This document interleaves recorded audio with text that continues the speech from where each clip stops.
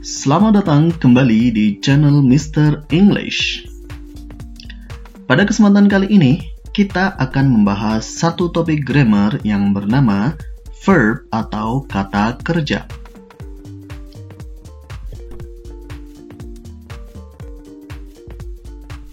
Verb atau kata kerja juga bisa disebut sebagai doing words atau kata-kata yang menyatakan sebuah pekerjaan atau aktivitas.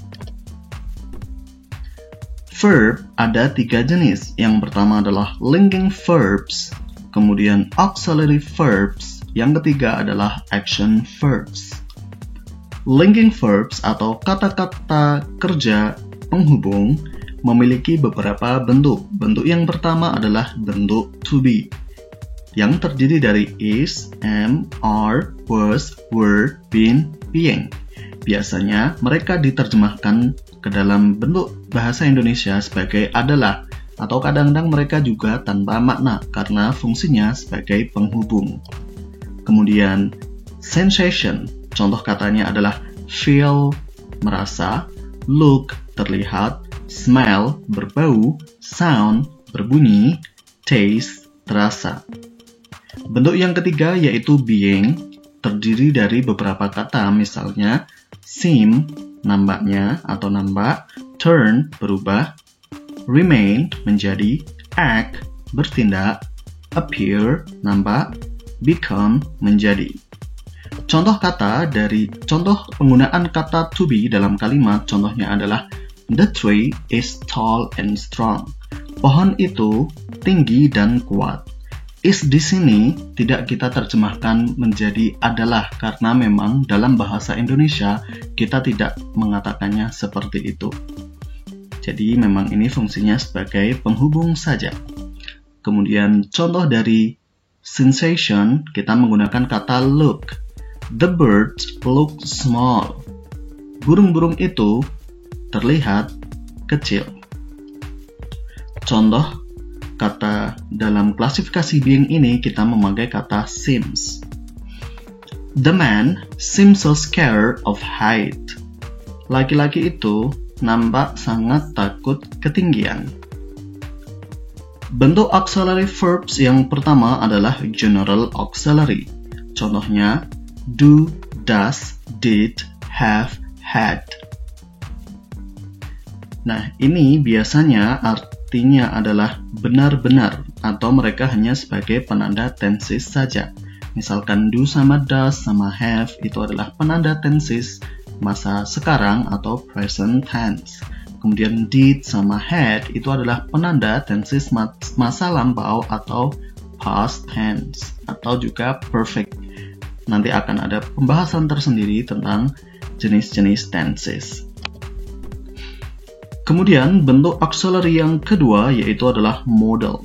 Modal auxiliary verbs. Contoh katanya adalah will, would, shall yang artinya akan, should, seharusnya, can, could, dapat atau bisa, may, might, mungkin, must, ought to, have to, had to, artinya harus, kemudian ada need to yang artinya membutuhkan atau perlu. Contoh penggunaan general auxiliary dalam kalimat kita menggunakan kata does. He does stand on the edge. Dia benar-benar berdiri di tebing. Penggunaan contoh pada kata modal itu adalah kita menggunakan kata must. He must step back a little. Dia harus mundur ke belakang sedikit. Nah, ini adalah contoh penggunaannya ya. Jadi kata does sama must di sini diikuti oleh kata kerja utama, yaitu yang atas kata kerja utamanya adalah stand, kemudian yang di bawah itu kata kerja utamanya yaitu step. Jadi kita bisa menyimpulkan bahwa does sama must di sini merupakan kata kerja juga, tetapi mereka adalah kata kerja pelengkap. Kemudian bentuk ketiga action verbs atau kata kerja tindakan memiliki 4 klasifikasi. Yang pertama adalah transitive verbs dan intransitive verbs. Kemudian yang ketiga sama keempat itu adalah regular verbs and irregular verbs.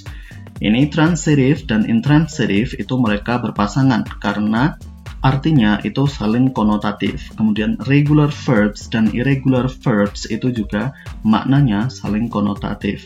Jadi 4 jenis action verbs ini diklasifikasikan ke dalam 2 pasangan. Yang pertama adalah transitive verbs dan intransitive verbs. Transitive verbs itu merupakan kata kerja yang memerlukan objek di belakangnya dan bisa dipasifkan dalam sebuah kalimat. Contohnya, Rina calls Tika. Rina sebagai subjek, kemudian calls di sini adalah transitive verbs, kemudian Tika di sini adalah objek. Dan ini merupakan kata kerja yang aktif. Kata calls ini adalah kata kerja aktif dalam kalimat ini. Kita buktikan kalau dia adalah kata kerja aktif, apakah bisa dipasifkan? Bisa. Nah, kalau dipasifkan, maka akan menjadi Tika is called by Rina. Jadi penggunaan kata Tika itu yang tadinya objek, kemudian di reverse atau dibalik menjadi subjek. Kemudian Rina yang subjek, kemudian dibalik posisinya ke belakang. Kemudian is called by atau is called di sini adalah transitive verb dan bentuknya pasif. Kemudian kita berlanjut ke intransitive verbs, yaitu kata kerja yang tidak berobjek dan tidak bisa dipasifkan. Contohnya adalah kata looks. This cake looks delicious.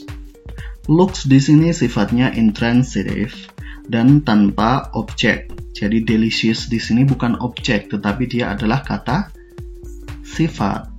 Jadi kata kerja diikuti kata sifat, maka di sini kata kerjanya tidak dalam bentuk transitive atau tidak bisa dipasifkan. Jadi kita tidak bisa membuat kalimat ini menjadi pasif, misalkan menjadi seperti ini. Delicious is looked by this cake. Itu tidak bisa. Karena delicious sekali lagi itu adalah adjektif atau kata sifat, bukan noun atau sebuah objek yang bisa dibalikkan menjadi pelaku sebuah aktivitas. Nah, biasanya intransitive verbs ini adalah linking verbs. Jadi pada kalimat di atas ini, contohnya menggunakan kata look. Look ini juga termasuk salah satu bagian dari linking verbs yang bentuknya adalah sensation. Oke, kita berlanjut menuju ke regular verbs dan irregular verbs. Klasifikasi verbs ini untuk menunjukkan evolusi atau perubahan kata kerja dari bentuk present atau kata kerja sekarang, past itu adalah kata kerja masa lampau, past participle itu kata kerja masa lampau tetapi yang masih waktunya masih tidak jauh dari masa sekarang, atau biasanya untuk perfect tense seperti itu ya. Nah, untuk kata regular verbs ini adalah kata-kata kerja yang evolusinya itu memiliki bentuk yang teratur, yang biasanya ditandai dengan tambahan ed di belakangnya.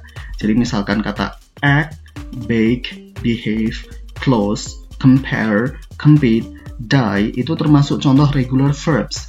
Karena ketika mereka diubah ke dalam bentuk past tense atau past participle, mereka cukup ditambah dengan ed saja. Yang misalkan act berubah menjadi acted, kemudian past participle-nya itu menjadi acted juga. Kemudian bake itu evolusinya hanya ditambah ed saja. Baked, baked, kemudian behave itu juga menjadi behaved, dan sebagainya. Sementara itu, irregular verbs itu adalah kata kerja yang memiliki evolusi kata yang tidak beraturan. Jadi tidak ditambah dengan ed melulu, tapi bisa bervariasi.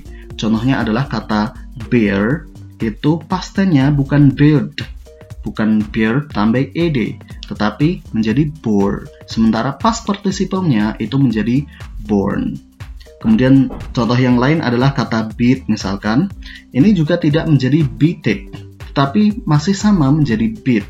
Kemudian untuk past participle-nya itu adalah beaten. Nah, ini berbeda ya, seperti juga become itu menjadi became dan menjadi become. Jadi memang bentuk evolusi kata kerja ini tidak beraturan, masing-masing itu berbeda. Oke, biasanya kata present ini sering diistilahkan, kata kerja bentuk present itu sering diistilahkan menjadi verb 1. Kemudian past itu adalah verb 2. Past participle itu adalah verb 3. Nah, ini adalah contoh-contoh katanya.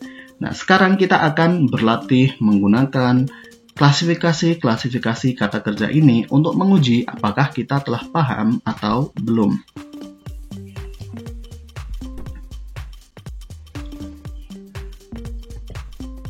Nah, kita akan berlatih. Yuk, kita bikin cerita pendek dengan 3 jenis verb yang berbeda.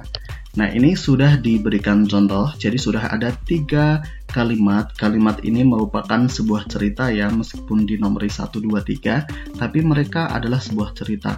Jadi kalimat 1 dilanjutkan kalimat kedua, dilanjutkan kalimat ketiga, membentuk sebuah cerita pendek.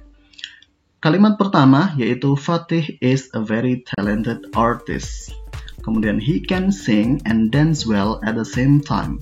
For that reason, he is often invited to perform in big stages. Kita terjemahkan terlebih dahulu supaya lebih memahamkan. Fatih is a very talented artist. Fatih adalah seorang artis yang bertalenta. Dia bisa bernyanyi dan menari dengan baik di waktu yang sama. Untuk alasan itu, dia sering diundang untuk tampil di panggung-panggung besar. Nah, di sini kalau kalian perhatikan, kalimat pertama itu ada kata is yang di-highlight warna hijau. Kalimat kedua kata can, kemudian kalimat ketiga itu adalah is invited yang di-highlight warna hijau. Yang di-highlight warna hijau di sini adalah verb semua. Dan masing-masing verb itu memiliki klasifikasi yang berbeda. Untuk yang kalimat pertama, Fatih is a very talented artist. Apakah kamu masih ingat kata is ini termasuk jenis kata verb apa? Yes, is adalah contoh dari to be dan dia adalah linking verb. Bagaimana dengan can di kalimat kedua? Can adalah salah satu bentuk modal auxiliary verbs. Sementara yang ketiga, is invited ini adalah kata kerja yang bentuknya action dan is invited ini termasuk passive verb. Gitu ya. Jadi kita bisa melihat kategori-kategorinya seperti itu. Kemudian contoh yang kedua, ini ada cerita yang kedua. Ceritanya kita baca terlebih dahulu. Tina, my classmate, looks sick today. Tina, teman kelasku, nampak sakit hari ini. She didn't pay attention to the class at all. Dia tidak memperhatikan kelas sama sekali. So, she was sent home much earlier to see a doctor and rest. Sehingga dia dipulangkan lebih awal untuk periksa ke dokter dan juga istirahat. Nah, di sini yang bertanda hijau ada kata looked, didn't, wasn't. Kata looked. Oke, kata look di sini kategori verbnya apa coba? Yes, dia adalah linking verb dan bentuk kategorinya adalah sensation. Bagaimana dengan kata didn't? Itu dari kata did ketambahan dengan not menjadi bentuk yang negatif. Kata did itu adalah regular auxiliary. Sementara wasn't itu adalah passive action. Nah, seperti itu ya. Jadi latihan ini membuat 3 kalimat dan masing-masing kalimat ini saling berkaitan dengan satu sama lain sehingga membentuk sebuah cerita yang sangat sederhana. Nah, karena kita sudah melihat contohnya, sudah diberikan contohnya, sepertinya sudah paham semuanya ya. Tetapi untuk menguji apakah kalian benar-benar paham, maka akan ada sedikit tugas atau aktivitas untuk kalian. Aktivitasnya adalah silahkan membuat 3 kalimat pendek yang nanti akan membentuk sebuah cerita. Nah, masing-masing kalimat mengandung satu jenis verb yang berbeda dan cara mengerjakannya persis sesuai dengan yang telah ditampilkan di atas tadi. Nah, terima kasih telah menyimak materi verb atau kata kerja. Semoga kalian belajar banyak dari materi ini. See you next time.